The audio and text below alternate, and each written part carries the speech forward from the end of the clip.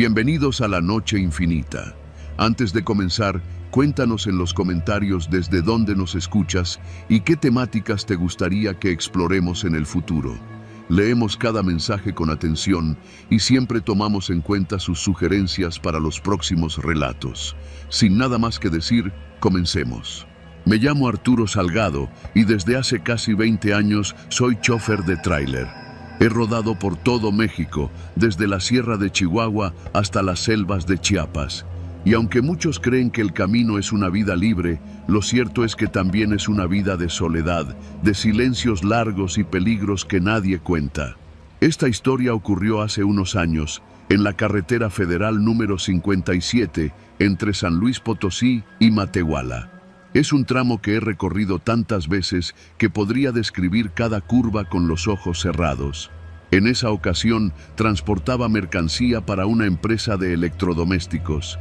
Llevaba hornos de microondas, licuadoras, cafeteras, puras cosas pequeñas, pero valiosas. El viaje había comenzado en Querétaro y tenía que entregar todo en Saltillo. Mi parada obligada fue en una gasolinera que también tiene un restaurante al lado, de esos donde los camioneros comemos y descansamos. Son lugares con baños de regadera, mesas largas de plástico y meseras que ya se saben nuestros nombres. Yo llegué cerca de las 10 de la noche, después de 12 horas de manejo. Estacioné mi tráiler en la parte de atrás, cerca de la barda, donde siempre hay sombra, y bajé a cenar. Allí me encontré con otro chofer, un tipo alto, delgado, de cara larga y ojerosa. Tenía una gorra gris y una chamarra con el logo de una empresa que no reconocí. Se llamaba Gilberto. Me saludó como si ya me conociera, y aunque al principio dudé, supuse que habríamos coincidido en alguna otra terminal. ¿Vas pa'l norte?, me preguntó mientras ambos esperábamos el menú. A Saltillo, le respondí. Yo también, pero más adelante, hasta Monclova. Cenamos juntos. Hablamos de los retenes, de los robos, del calor de la carretera y de la eterna corrupción. Era buen conversador, aunque algo inquieto. Miraba constantemente hacia la entrada, como si esperara que alguien llegara. Cuando terminamos, se me acercó y me hizo una propuesta. Oye, ¿no podrías hacerme un paro? Tengo unas cajas que no caben en mi unidad y las tengo que entregar mañana sin falta en San Rafael. Está pegado a Saltillo, no te desviarías casi nada. Te las pago en efectivo, hoy mismo. Lo miré con recelo. Me ha tocado cargar cosas ajenas antes y a veces es más bronca de lo que vale. ¿Qué traes en esas cajas? Cables y unos componentes de audio. No pesan ni ocupan mucho espacio. No parecía nervioso ni desesperado, solo insistente. Me ofreció pagarme 2.500 pesos por llevar 3 cajas medianas. Me pareció un buen trato, y como todavía tenía algo de espacio atrás, acepté. Fuimos a su camión. Era un Torton viejo, de esos que ya casi no se ven. En la parte trasera me mostró las cajas. Eran negras, de plástico duro, y estaban selladas con cinta. Me ayudó a subirlas al mío, las acomodamos junto a los electrodomésticos y me dio el dinero ahí mismo, en efectivo. Ahí viene mi encargado en otro coche, me dijo. Por eso me voy antes. Pero tú tranquilo, yo te veo mañana en la bodega de San Rafael. Está pegada a la salida, en la calle de los Naranjos. Vas a ver el letrero. Nos despedimos. Él se fue en su tráiler y yo me quedé a dormir unas horas más antes de continuar. A la mañana siguiente, arranqué rumbo al norte. Todo iba bien. A eso de las 11, ya estaba en los límites de Coahuila. Me desvié en la salida que él me dijo y llegué a San Rafael, una colonia industrial medio polvorienta, de esas que parecen olvidadas por Dios. Busqué la calle de los Naranjos. Encontré el letrero, Almacenadora Torreón, en una barda blanca con letras negras. Entré. Había una pequeña caseta y un hombre con chaleco fluorescente me pidió mis datos. Traigo mercancía para esta bodega y también 3 cajas para un tal Gilberto, que supuestamente me iba a recibir aquí, le expliqué. El hombre revisó su lista y negó con la cabeza. Aquí no tenemos registrado a nadie con ese nombre. ¿Cuál empresa dijo que era? No me dijo, solo que se vería conmigo aquí. Pues aquí no está. y no tenemos entregas programadas para componentes de audio. Lo primero que pensé fue que me había timado. Tal vez las cajas contenían cosas robadas. Tal vez era contrabando. Me empezó a sudar la frente. Le pedí al hombre de la caseta que me dejara estacionar mientras resolvía. Salí del tráiler y abrí la caja para ver las cajas de Gilberto. Las 3 seguían allí, cerradas, sin marcas visibles. Intenté llamar al número que me había dado, pero la llamada no entraba. Me devolvía un mensaje. El número que usted marcó no está disponible. En ese momento, sentí la desconfianza convertida en alarma. Intenté abrir una de las cajas. Tenía cinta industrial muy resistente, así que usé un cuchillo que siempre llevo conmigo. Cuando logré abrirla, me quedé inmóvil. No había cables, tampoco componentes de audio, solo ropa cuidadosamente doblada, pantalones de mezclilla, camisas tipo polo, calcetines, todo limpio, como recién lavado. Y encima, una credencial del INE. No era la de Gilberto, era de un hombre llamado Javier Barrón, con dirección en Monterrey. Pero no solo eso, en la caja también había una billetera vacía, un reloj, un cinturón, unas botas gastadas, todo cuidadosamente guardado, como si alguien hubiera empacado la vida entera de ese tal Javier en esa caja. Abrí la segunda, lo mismo, pero esta vez la credencial era de una mujer, Ana Patricia. Había fotografías de una niña, envoltorios de dulces, incluso un peluche pequeño. Otra vida, empacada y sellada. No abrí la tercera. No podía. Sentía las manos frías, la respiración agitada. Corrí a la caseta y le pedí al guardia que me permitiera llamar a la policía. Le dije que tenía algo extraño en mi carga. Le mostré las cajas. Él también palideció. La policía llegó en menos de 15 minutos. Revisaron las cajas. La tercera también contenía pertenencias personales, pero esta vez de un joven con uniforme de preparatoria. El agente que tomó la denuncia me miró con ojos duros. ¿De dónde sacó esto? Les conté todo. Cómo conocí a Gilberto, lo que me dijo, cómo me pagó en efectivo. ¿Tiene algún dato? ¿Alguna placa? No. El camión no tenía rótulos. Solo sé que era un Torton blanco con caja seca. Uno de los agentes me dijo algo que todavía me retumba. En esta zona hemos encontrado varias unidades abandonadas, siempre vacías, sin rastro de los choferes. Esto se parece mucho a otros casos. Me dejaron ir después de varias horas de preguntas. Me dijeron que si recordaba algún detalle más, les llamara.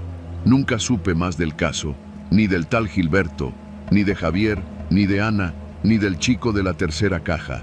Pero desde ese día dejé de aceptar encargos de desconocidos. Ya no paro en ese restaurante. Y cada vez que paso por la 57, en el tramo entre San Luis y Matehuala, siento el peso de esas cajas sobre mí. No eran solo pertenencias, eran rastros. Rastro de personas que desaparecieron sin dejar huella, excepto lo que alguien, quizás su asesino, consideró importante conservar. Y me pregunto si Gilberto siquiera era su verdadero nombre.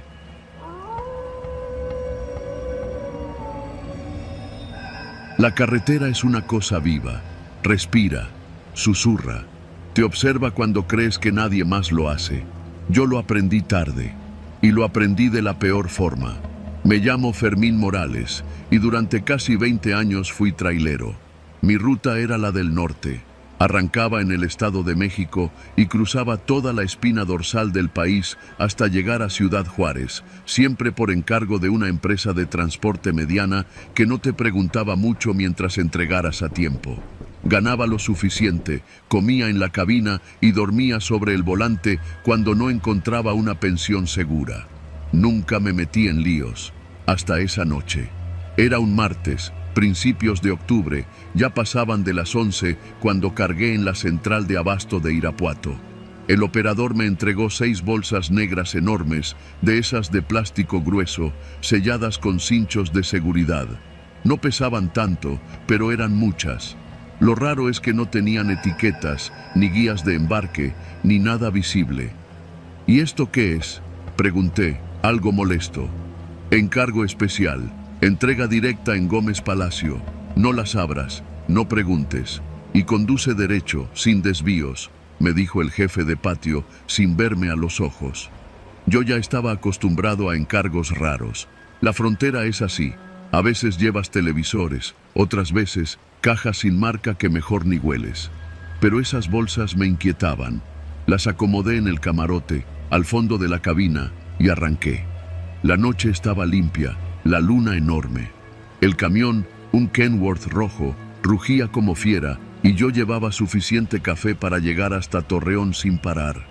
A medio camino, cuando dejé atrás Zacatecas y empecé a cruzar los tramos más solitarios de Durango, el sueño me ganó. Paré en una gasolinera a la salida de Sombrerete, una de esas que apenas tienen luz. Me orillé, apagué todo y me recosté en el camarote. Ni siquiera me quité las botas. Apenas cerré los ojos, comencé a oler algo. No era gasolina, era algo rancio, como carne pasada. Me levanté, revisé debajo del asiento por si algún refrigerio se me había echado a perder. Nada. El olor salía de las bolsas, pero no podía abrirlas. Los cinchos eran industriales, imposibles de cortar sin una navaja buena. Volví a acostarme. Intenté no pensar. Tal vez eran restos de carne, pensé. Tal vez comida para perro, en bolsas mal selladas. Pero el olor seguía allí, cada minuto más fuerte, más húmedo. Fue entonces cuando escuché el primer sonido, un plop, como si algo se deslizara dentro de una bolsa. Me incorporé, sintiendo la garganta seca. Seguramente se movió por el freno, me dije en voz baja. Encendí la luz de la cabina y me asomé. Las bolsas estaban en el mismo lugar, pero una tenía una mancha oscura por debajo, como si hubiera escurrido algo. Me puse de pie, palpé el piso, estaba pegajoso. Tomé una linterna y salí del camión. Fui hasta la caja, revisé que no se hubiera abierto. Todo estaba cerrado, nadie afuera. La gasolinera estaba muerta, apenas un poste funcionando, y ni un alma alrededor. Volví a entrar, pero entonces vi algo que me paralizó. Una de las bolsas estaba inflada, como si algo respirara adentro. Un leve movimiento, un vaivén apenas perceptible. Me acerqué sin hacer ruido. Saqué la navaja que guardaba para emergencias. Dudé. Y entonces se escuchó un golpe seco desde dentro de la bolsa, como si algo se hubiera estirado contra el plástico. Retrocedí de golpe. Me pegué contra la puerta. No, no puede ser. ¿Un animal? ¿Un cuerpo? ¿Qué carajos me habían dado? Quise salir, pero la puerta de la cabina no abría. La manija giraba, pero no cedía, como si algo la bloqueara desde fuera. Fui a la del copiloto, igual, trancada, y en ese momento sonó el teléfono del camión. Era el número de la central. Contesté. ¿Sí? Una voz que no reconocí habló, grave, lenta. No abras las bolsas. Si lo haces, no llegarás. Sigue conduciendo. No pares más. No mires atrás. Colgaron.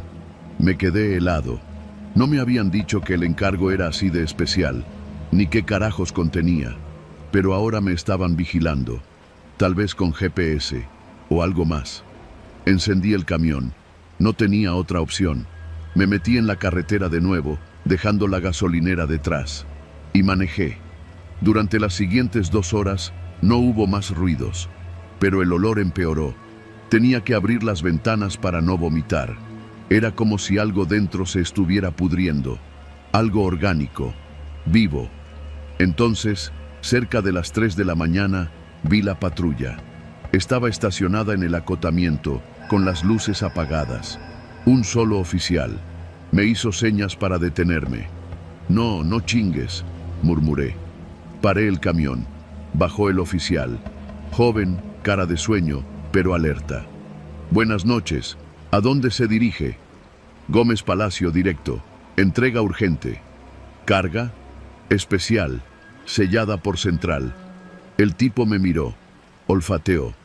¿Huele eso?, dijo, frunciendo la nariz. Sí, es algo que viene en la carga. Me dijeron que no abriera. ¿Puede mostrarme? Tragué saliva. No tengo llave. Las bolsas vienen selladas. Mire. Abrí la puerta de la cabina. El oficial miró hacia adentro. Una de las bolsas parecía moverse, muy levemente, como un espasmo. El tipo dio un paso atrás. ¿Qué trae ahí, señor? No lo sé. Le juro que no lo sé. Llamó por radio. Nadie respondió.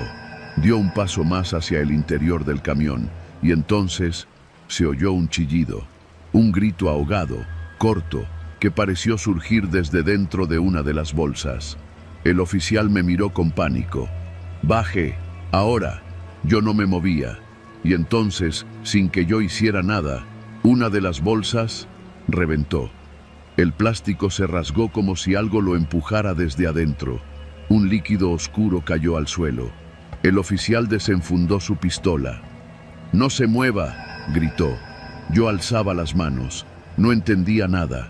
La bolsa comenzó a temblar. Algo dentro trataba de salir, y cuando el oficial se acercó, hubo un segundo grito, esta vez más claro, de mujer. «¡Ayúdame!». El tipo se congeló. «Dios mío», susurró. Disparó 3 veces. Al suelo, cerca de la bolsa. Yo me tiré al piso. Cuando me atreví a mirar, el oficial había vomitado. Estaba blanco. Decía cosas sin sentido.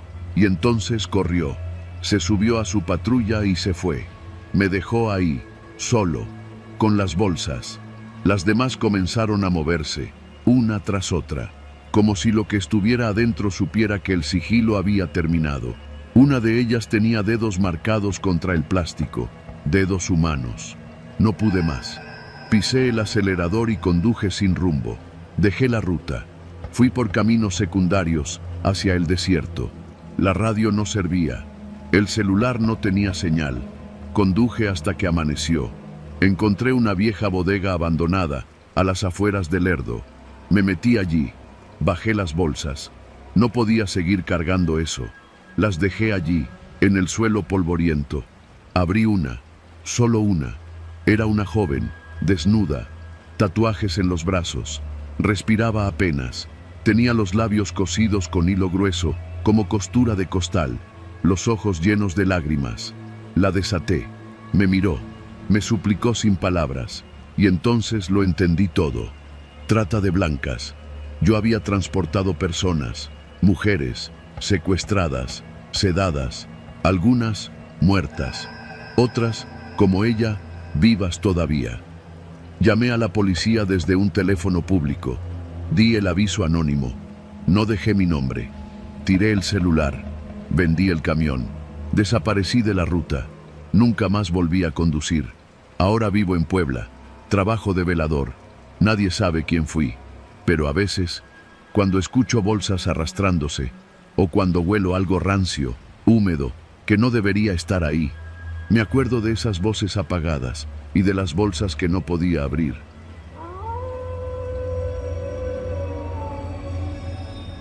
Yo me llamo Ignacio, pero todos en la central me decían el Güero. Tengo 45 años, piel quemada por el sol y más de 20 años manejando tráileres por todo el país. De Chihuahua hasta Oaxaca me sé los caminos de memoria. Dormir en cabinas, comer en fondas llenas de humo, esquivar retenes y bandas de rapiña, eso es parte del oficio. Nunca fui hombre de miedos, pero esa vez casi no la cuento. Todo empezó en una de esas noches en que uno no tiene más remedio que aceptar lo que le pongan enfrente. Estaba en San Luis Potosí, descansando después de dejar un cargamento en una bodega industrial. Iba rumbo a Veracruz y tenía unas cuantas horas para dormir antes de recoger un embarque de acero laminado. Entonces llegó el encargo, una llamada directa del despachador de la empresa. «Oye, güero, hay un chavo que necesita cruzar a Córdoba. ¿Le das ride?», me preguntó sin rodeos. No me gusta llevar a nadie, menos si no lo conozco, pero el tipo insistió. «Es tranquilo, es primo de uno del sindicato y trae problemas con su familia. No preguntes mucho, no preguntes mucho», frase peligrosa esa. Cuando llegué a la estación de servicio, lo vi parado junto a las bombas de diésel, alto, flaco, con una mochila militar en la espalda. Traía una gorra negra que no se quitó nunca y una chamarra pesada a pesar del calor. ¿Tú eres el güero?, me dijo sin verme a los ojos. Simón, sube. Y subió. Le dije que yo no hablaba mucho cuando manejaba. Me respondió que mejor, porque él tampoco. Silencio entre dos extraños. Eso a veces se agradece, pero con él había algo raro. Manejamos un par de horas en completo silencio. Solo el rugido del motor y el vaivén del tráiler sobre la carretera. Todo iba bien, hasta que paramos a cenar en una fonda de paso. Yo pedí enchiladas potosinas, él solo un café. No lo probó. Se quedó mirando la televisión del fondo, donde daban una nota roja. Asesinan a transportista a las afueras de Matehuala. Sospechan de otro chofer. Yo estaba masticando cuando vi que apretó el vaso de café tan fuerte que le temblaban los dedos. Me pareció raro, pero no dije nada. Ya en el tráiler me animé a preguntarle, ¿qué jale haces tú? Lo que salga, dijo sin emoción. ¿Vas a ver a tu familia en Córdoba? Ya no tengo familia allá. Cerré la boca. Algo no estaba bien. Ese silencio que traía no era de tristeza, era de los que guardan algo más. Cerca de Huichapán, como a las 3 de la madrugada, él ya se había quedado dormido. O eso creí. Cuando me detuve a cargar combustible en una estación semivacía, bajé a estirar las piernas. Mientras el tanque se llenaba, me alejé un poco a orinar detrás del tráiler. Al regresar, me lo encontré revisando mi celular. ¿Qué haces?, le dije sorprendido. Pensé que era el mío, dijo tranquilo, dejándolo donde lo había tomado. Lo miré fijo. No me gustó nada. Regresamos al camino. Ya estaba decidido. Lo iba a dejar en la siguiente terminal, aunque se enojara. Pero entonces la patrulla apareció. Una camioneta de la Guardia Nacional venía en sentido contrario. Cuando pasó junto a nosotros, frenó bruscamente, giró en U y encendió las torretas. Nos detuvimos. 2 agentes se acercaron. Yo bajé la ventanilla. «Buenas noches. ¿A dónde se dirige?», preguntaron. «A Veracruz. Entrega de acero». El agente miró al copiloto. «¿Él es su compañero?». «No», respondí sin pensar. «Me pidió aventón hasta Córdoba». El oficial se tensó. Dio un paso atrás. Se llevó la mano a la pistola. «Baje del vehículo, por favor». El copiloto no se movió. «Dije que baje», repitió el agente, más firme. Mi copiloto se giró hacia mí. Por primera vez lo vi directo a los ojos. Vacíos, llenos de una calma enfermiza. «No hagas nada, güero, no vale la pena», me dijo con esa voz apagada. Yo no me moví. Entonces él bajó, despacio, con las manos arriba. Los oficiales lo esposaron sin incidentes. Uno de ellos me explicó después lo que pasaba. «Ese cabrón se llama Cristóbal Rosales. Huyó hace 3 semanas después de matar a 2 camioneros. Uno era su padrastro, el otro era el chofer que lo enseñó a manejar. No supe qué decir. El oficial me mostró una foto en su celular. Era él, sin gorra, pero con esa misma mirada hueca. En la nota decía que había sido visto por última vez en San Luis y que lo consideraban altamente peligroso. Me dejaron seguir después de revisar el tráiler, pero no pude continuar. Me estacioné más adelante, en una curva solitaria, y apagué todo. Me quedé ahí, solo, con el volante entre las manos, temblando. Recordé cada kilómetro que compartí con ese hombre, cada silencio, cada mirada que me lanzó de reojo. Dormí a su lado, comí con él, lo dejé tener acceso a mi cabina, a mi vida. No pude volver a la carretera en varios días. Me tomé el tiempo para ir a ver a mi esposa y a mis hijas. Abracé a mis hijas como si fueran de papel. Y cuando volví a manejar, ya no recogí a nadie. Nadie. Desde entonces, cada que paso por algún retén y me preguntan si viajo solo, siempre respondo: ahora sí. Por fin, sí.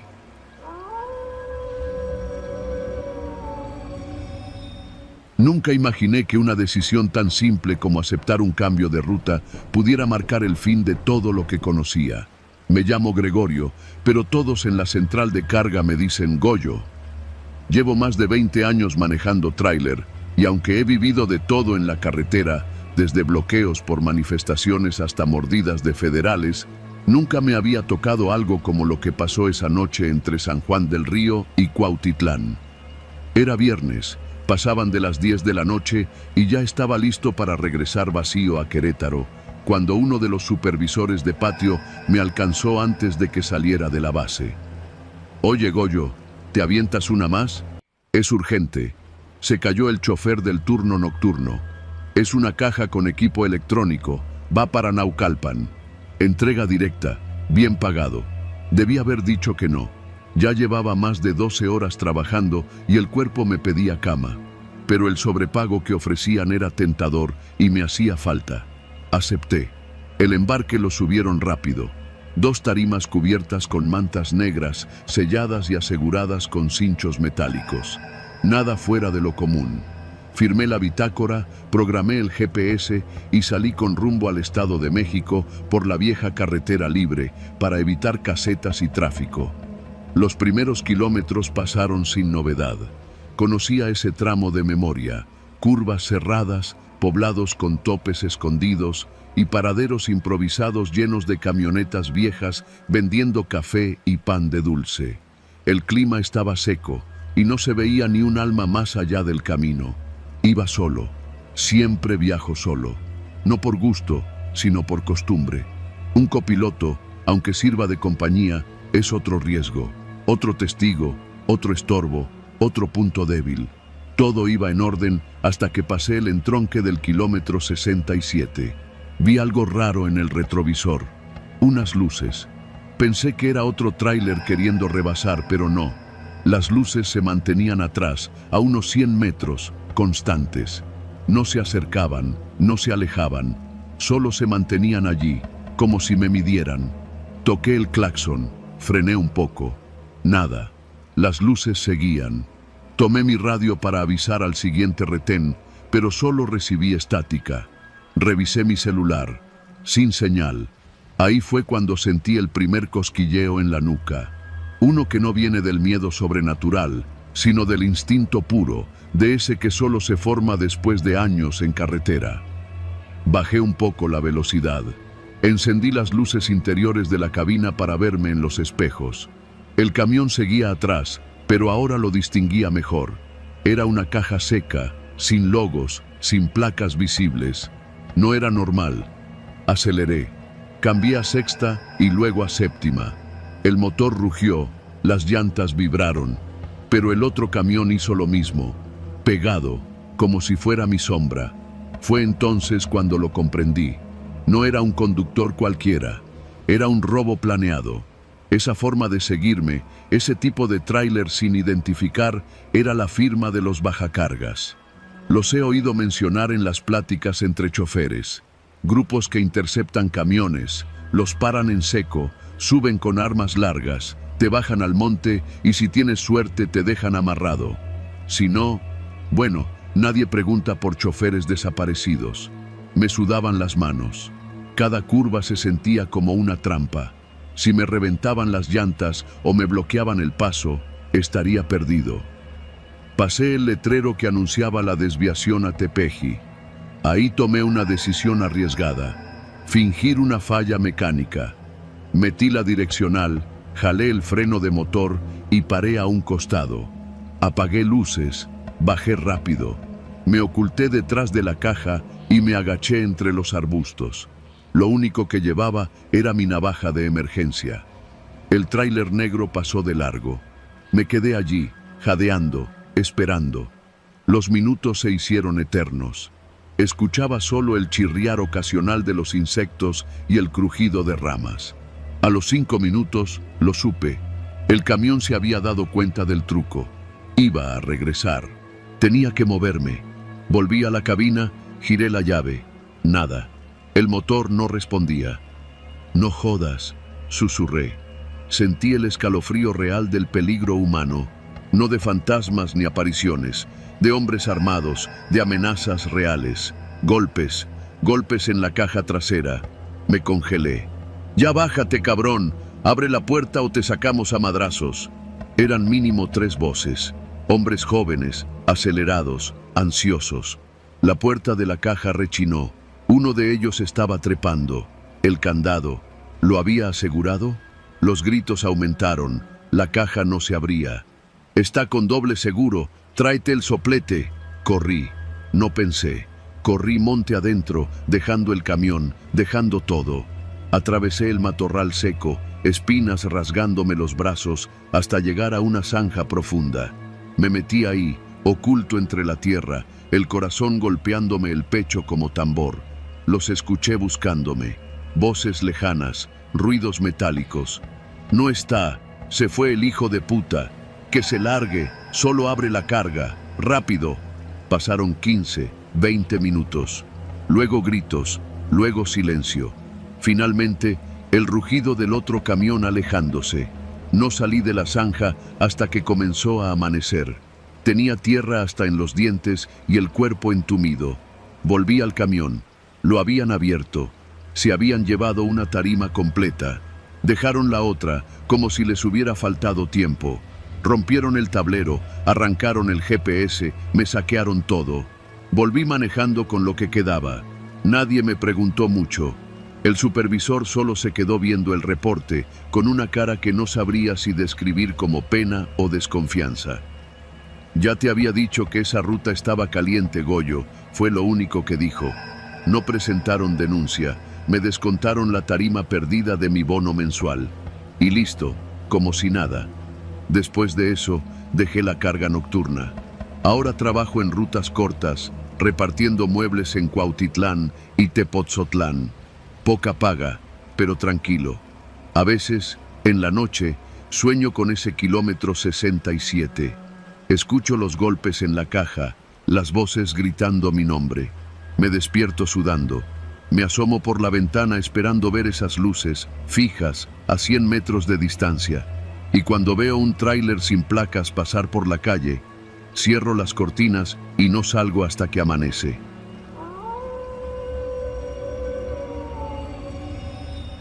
Yo no era ningún héroe, nunca lo he sido.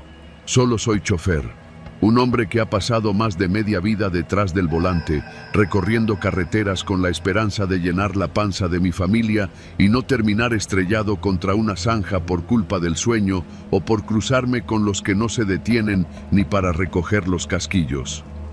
Me llamo Alejandro y conduzco tráiler desde hace más de 20 años.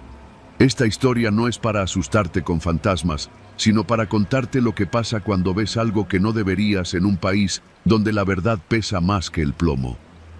Todo empezó una madrugada, cerca del tramo entre Matehuala y San Luis Potosí.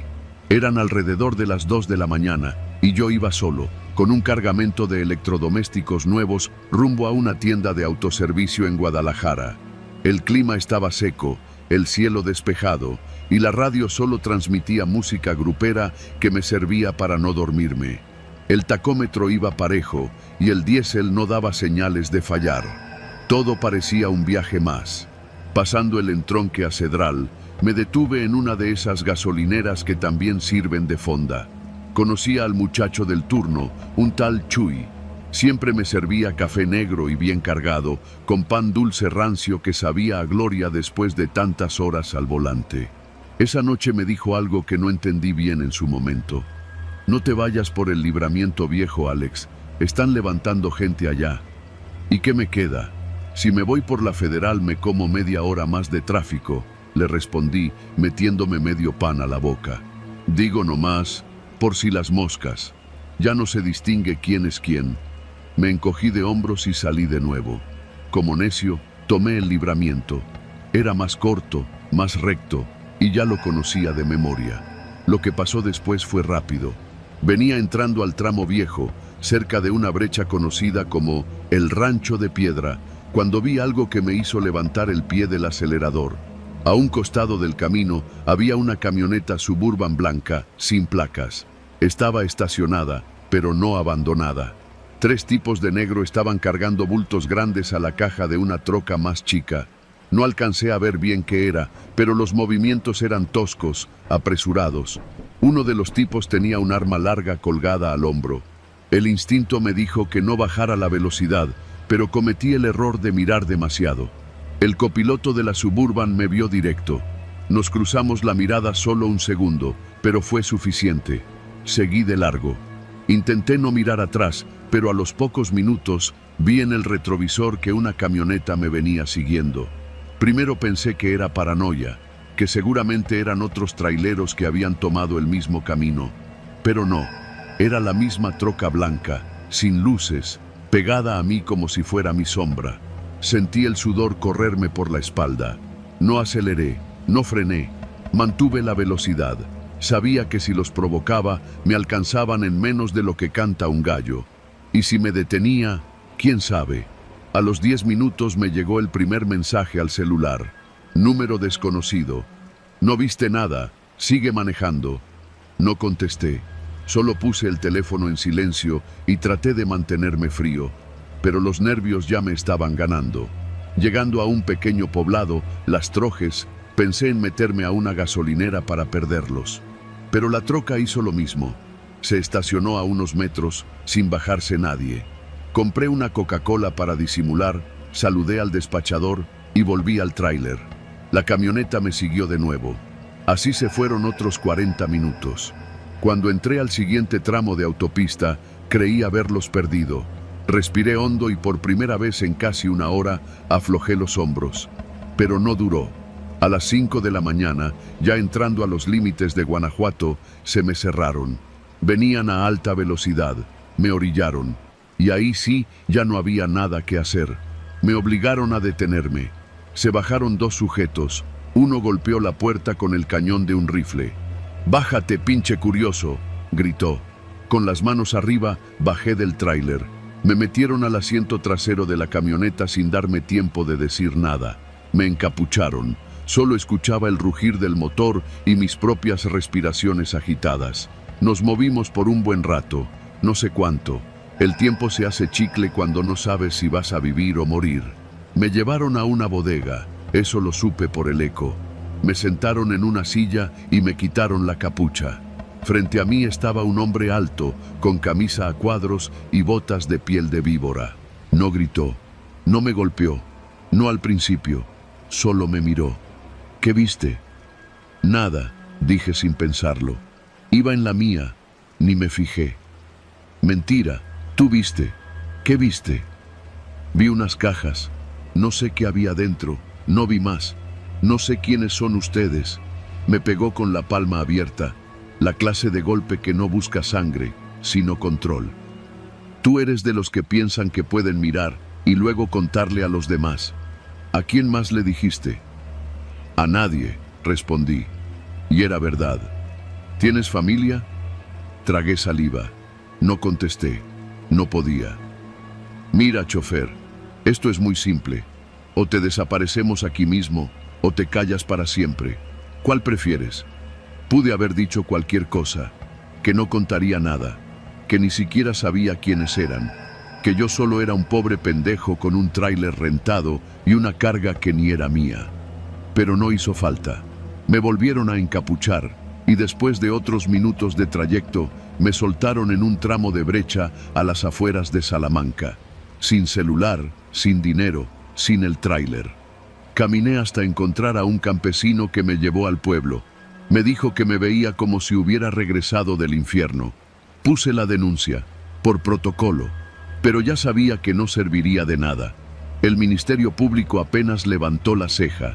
El tráiler apareció días después, abandonado y vacío en una bodega de León. Nadie preguntó por la carga. Nadie investigó nada. La empresa me despidió.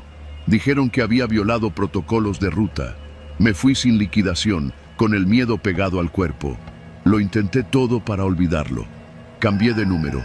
Me fui a vivir con mi primo a Puebla. Manejo camiones más pequeños ahora, rutas locales, nada de carretera. Pero nunca dejo de mirar los retrovisores. Porque sé que me perdonaron la vida, sí. Pero también sé que en este país, cuando alguien como yo ve algo que no debe, lo siguen para callarlo con plomo. Y a veces el silencio es lo único que te mantiene vivo.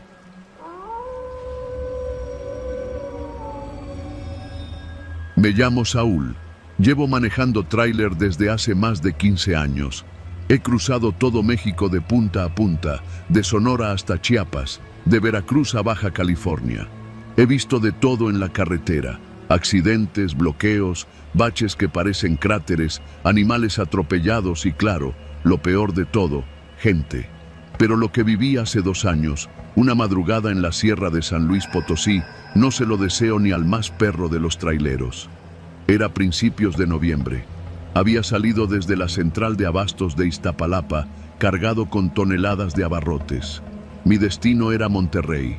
El trayecto no era desconocido, pero sí traicionero. Mucho tramo solitario, sin señal, sin federales y con zonas donde se decía que los guachicoleros y los halcones mandaban más que el propio gobierno. Pero yo no le sacaba. Estaba curtido y además me urgía ese viaje. El pago estaba bueno y había que cumplir. Salí un miércoles por la tarde. Pasando Querétaro, todo fue parejo.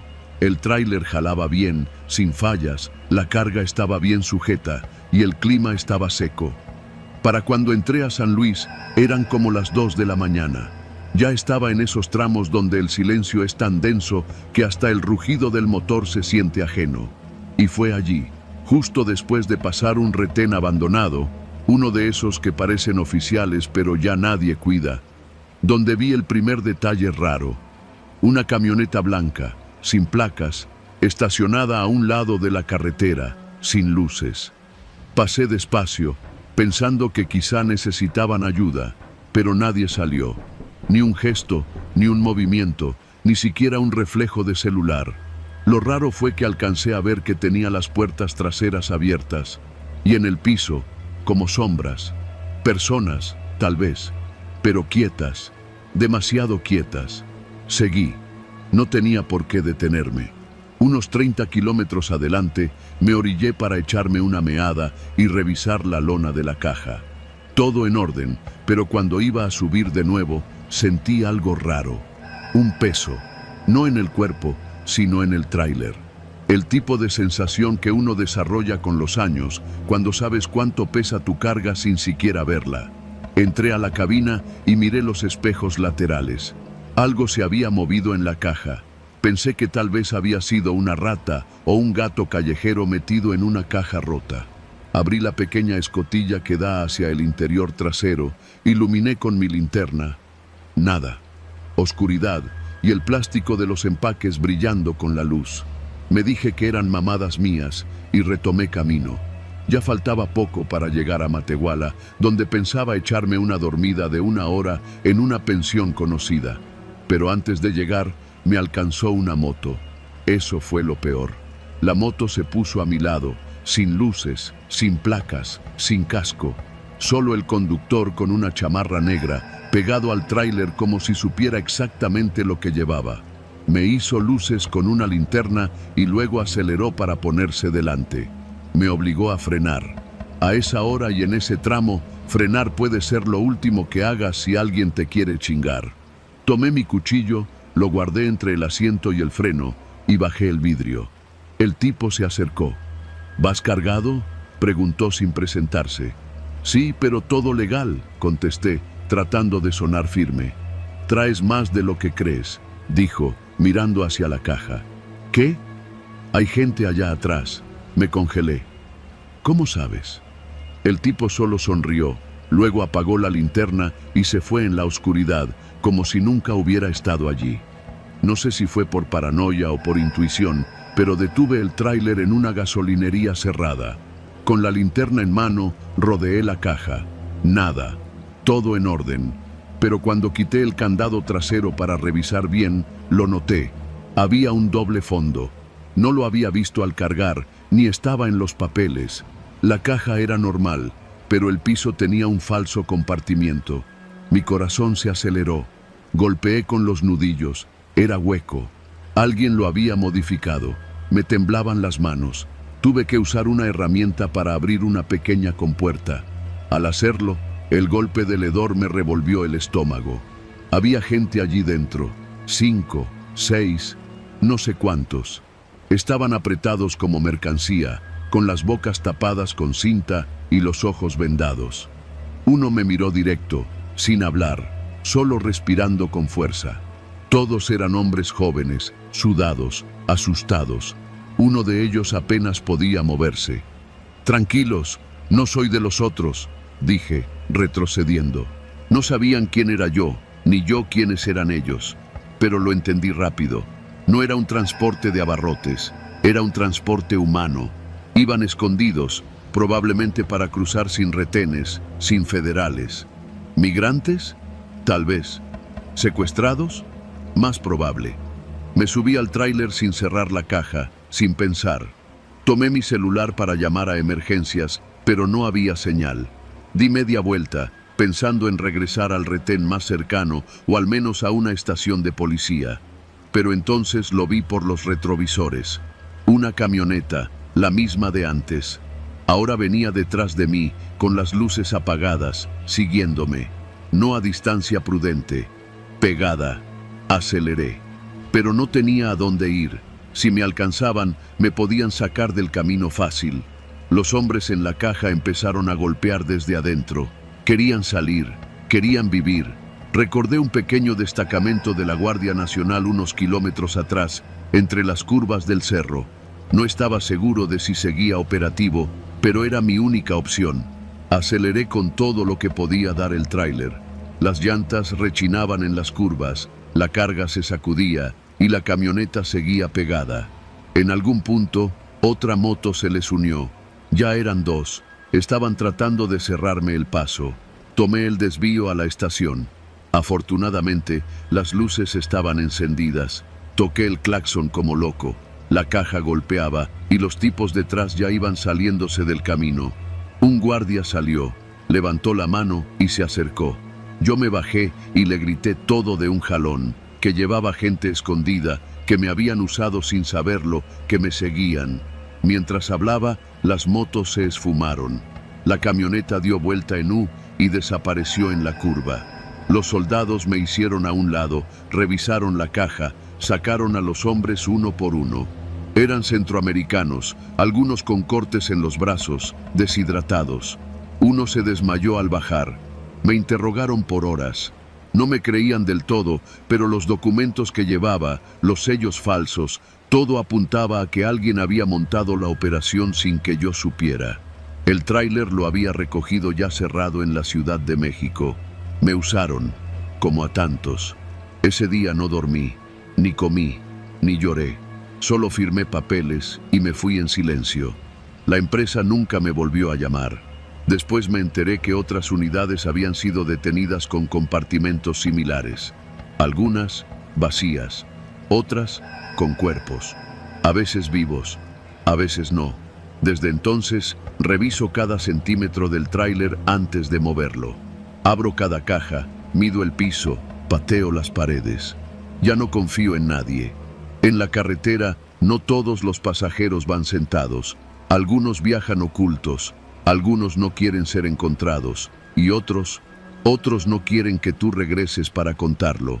Pero yo regresé, porque hay cosas que se tienen que decir, aunque nadie quiera escucharlas.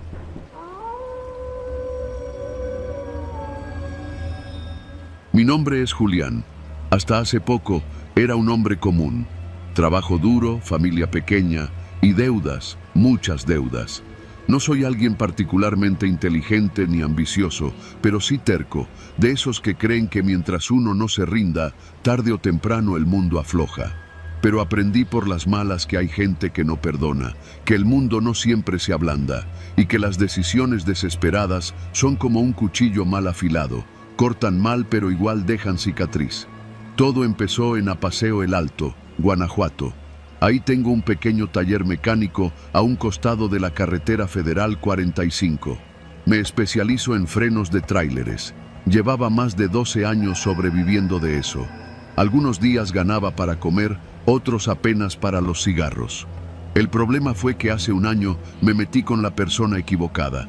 Le pedí dinero a un prestamista que se hace llamar El Chino. Ni siquiera es chino, pero todos le dicen así. Al principio fue fácil. Me prestó 150,000 pesos para pagar una deuda con el SAT que me tenía con un pie en el bote. Me dijo que solo le debía regresar 200,000 en 3 meses. Me pareció alto, sí, pero posible. Y ahí cometí el error. Pensé que podría ganarme eso en 3 meses trabajando día y noche. No lo logré. Después vinieron las amenazas. Primero llamadas, luego un tipo que se paraba afuera de mi taller sin decir nada. Después, una noche, alguien disparó a la puerta de mi casa. El plomazo apenas atravesó la lámina, pero el mensaje fue claro. Fue entonces que el chino vino en persona. Llegó en una camioneta blanca, polarizada. Bajó solo, como si no necesitara escolta. «Ya me debes 250», me dijo, sin levantar la voz. «Pero no vengo a cobrar. Vengo a darte una salida».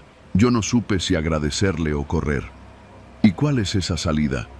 Me miró fijamente y sacó una foto de su chaqueta.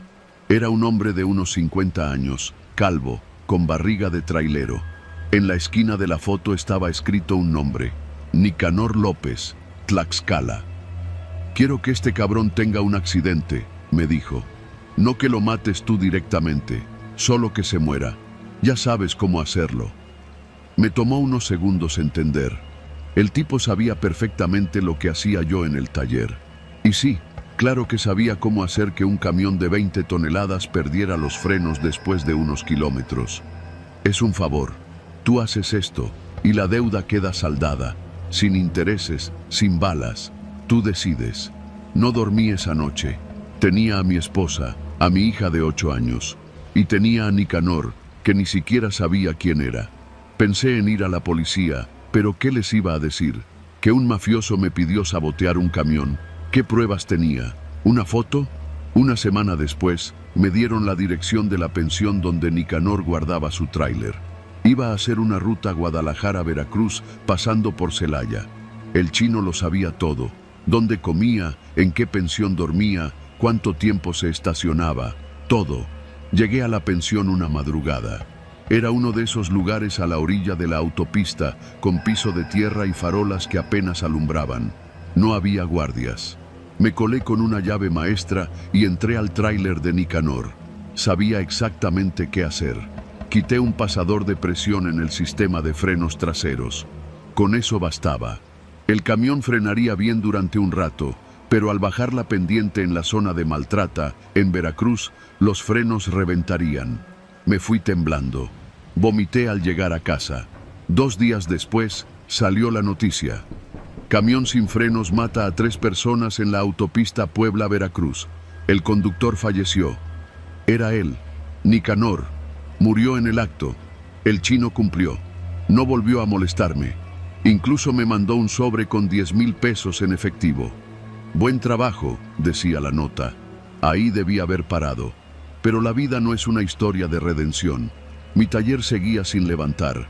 Las refacciones subían de precio y los clientes bajaban. Empecé a vivir con lo poco que quedaba. Pero una tarde volvió a aparecer el chino. «Tengo otro encargo», me dijo sin rodeos. Me negué. Le dije que ya había pagado mi deuda, que no quería nada más. Él me miró con esa tranquilidad de quien sabe que siempre gana. «Nadie dijo que esto era solo una vez. Esto ya es un trato. Tú trabajas para mí. Cada cierto tiempo te voy a mandar una foto. Tú haces lo tuyo y sigues vivo». No era una propuesta, era una sentencia. Así pasaron los siguientes 6 meses. Me dieron 5 encargos más, todos camioneros. Todos murieron en supuestos accidentes. Uno cayó por un barranco en Chiapas, otro se incendió al chocar en Coatzacoalcos. Y yo, cada vez más vacío, más sucio por dentro. Empecé a tomar. Me distancié de mi esposa. No podía tocar a mi hija sin sentir que mis manos estaban manchadas. No dormía. Me despertaba sudando. A veces soñaba con los rostros de los que maté, aunque ni siquiera los conocí bien. La gota final fue el 7º. La foto me llegó en un sobre Manila. Era un muchacho, moreno, delgado, con una sonrisa chueca. Detrás de la foto había una nota: Ignacio Ávila, 20 años, recién contratado por la empresa Transportes del Bajío, camión 402. Me fui en chinga a la central donde cargaban los camiones de esa empresa. Pregunté por Ignacio. Era su primer viaje solo.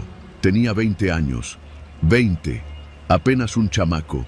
Lo vi salir a revisar su camión. Saludaba a todos, Traía una mochila con estampas de Pikachu. Era apenas un niño jugando a ser hombre. No pude. Regresé a casa. Le dije a mi esposa que debíamos irnos. No a otro estado, a otro país, al carajo.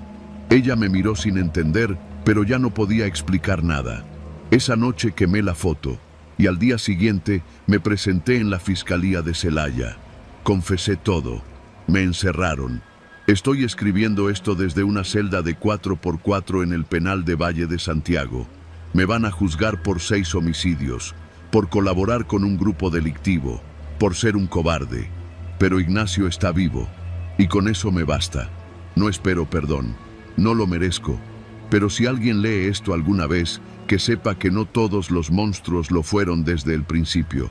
Algunos, como yo, solo eligieron mal en el momento más débil. Y cuando me llegue el juicio, aceptaré todo.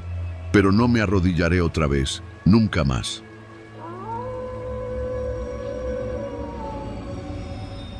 Soy originario de Apatzingán, Michoacán, pero desde hace varios años trabajo como trailero en rutas de larga distancia. Llevo mercancía de todo tipo, desde productos agrícolas hasta electrodomésticos. Mi tráiler es mi segundo hogar. Allí duermo, como, escucho noticias y paso más horas que en cualquier otro lugar.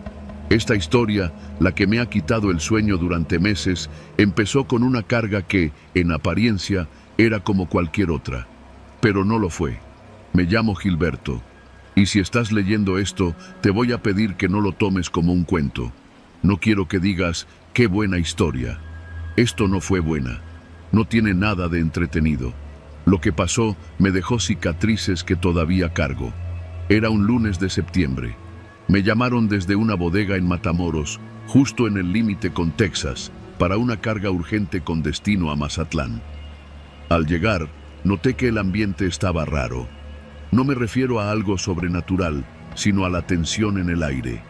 Como cuando entras a una oficina y sabes que hubo una bronca antes de que tú llegaras. Unos tipos jóvenes, armados y con cara de pocos amigos, me recibieron sin mirarme a los ojos. Carga completa, directo a destino, sin paradas largas, me dijo uno, que parecía el encargado.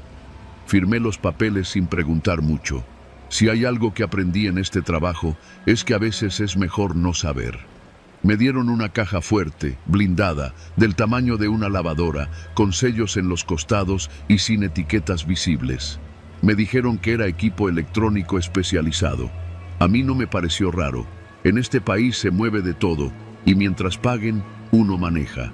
Me subí a la cabina y salí de la bodega sin mirar atrás. En mi GPS tenía la ruta trazada. Me iba por Ciudad Victoria, luego bajaba por San Fernando, Tepic, y de ahí a Mazatlán. En total, más de 1000 kilómetros. Tenía comida, agua, café y diésel suficiente. Pero desde los primeros 100 kilómetros empecé a notar cosas raras, pequeñas pero acumulativas.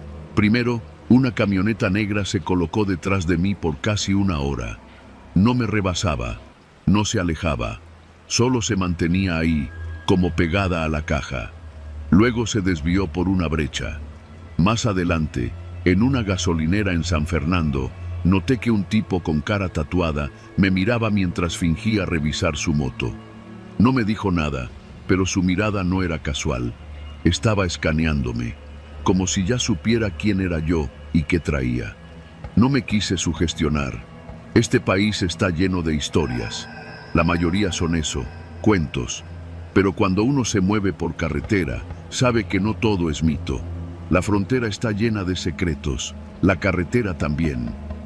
Pasé Ciudad Victoria por la madrugada. Decidí detenerme 15 minutos en un pequeño paradero conocido entre los traileros como La Gloria, a estirar las piernas y echarme un taco de carne seca con frijoles. Apenas bajé de la cabina, me di cuenta de que algo no cuadraba. 2 trailers estacionados ahí tenían las placas tapadas con cinta negra. Ningún chofer a la vista, ni luces, nadie en la fondita. Y no era tan tarde, serían como las 2 de la madrugada. Me regresé de inmediato al tráiler y seguí el camino. Mejor con hambre que con problemas. Pero lo más cabrón empezó después. Entre San Luis Río Colorado y Tepic, La carretera se hace recta como una flecha, solitaria, sin pueblos cercanos. En ese tramo, cerca de una brecha llamada El Quemado, el GPS me marcó un desvío no programado. Pensé que era una actualización de ruta, algo común cuando hay retenes. Dudé, pero la señal del satélite se mantuvo firme. Tomé el desvío. Después de unos 15 kilómetros, empecé a ver señales de abandono. Vallas caídas, un coche oxidado a la orilla del camino y huellas frescas de llantas, como si alguien más hubiera pasado recientemente por ahí. Pero no vi a nadie, ni un alma. Entonces me detuve. No sé qué fue. Tal vez el instinto, tal vez el silencio anormal. El tráiler vibraba más de lo normal.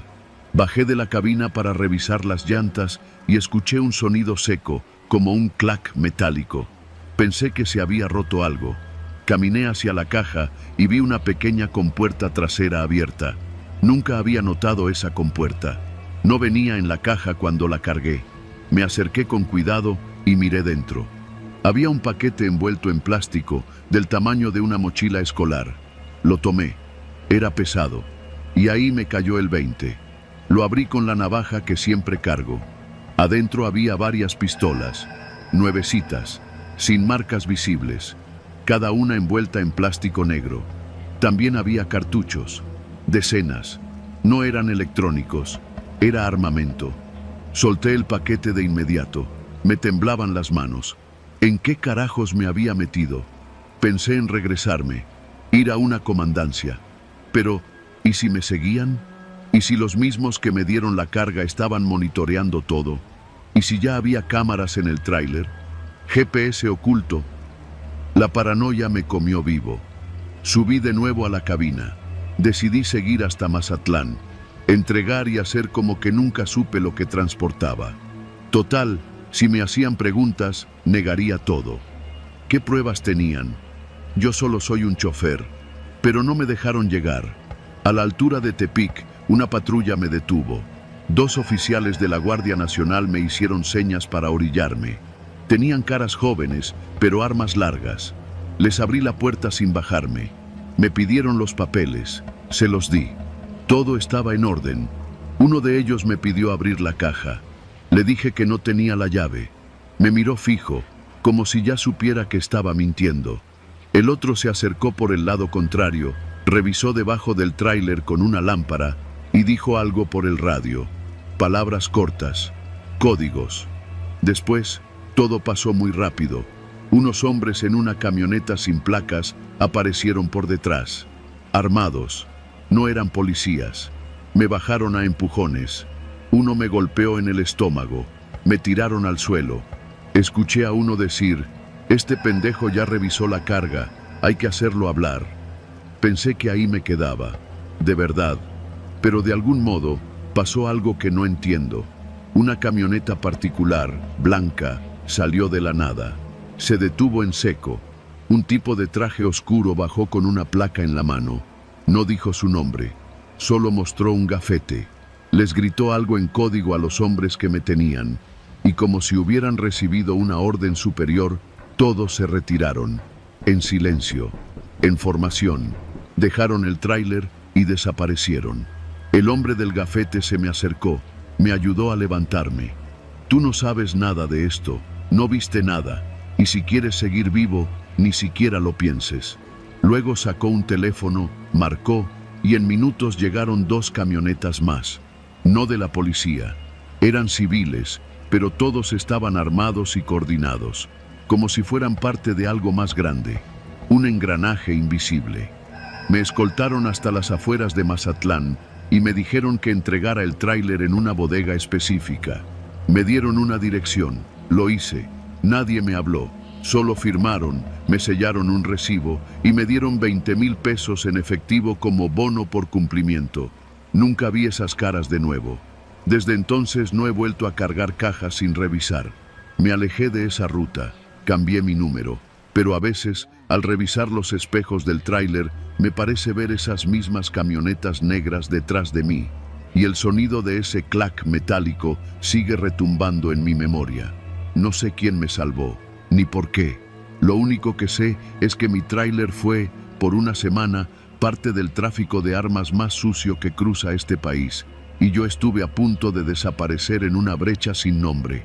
Nunca más me detengo en paraderos solos, nunca más ignoro la intuición, porque en esta vida hay errores que se pagan con la vida, y este casi fue uno de ellos.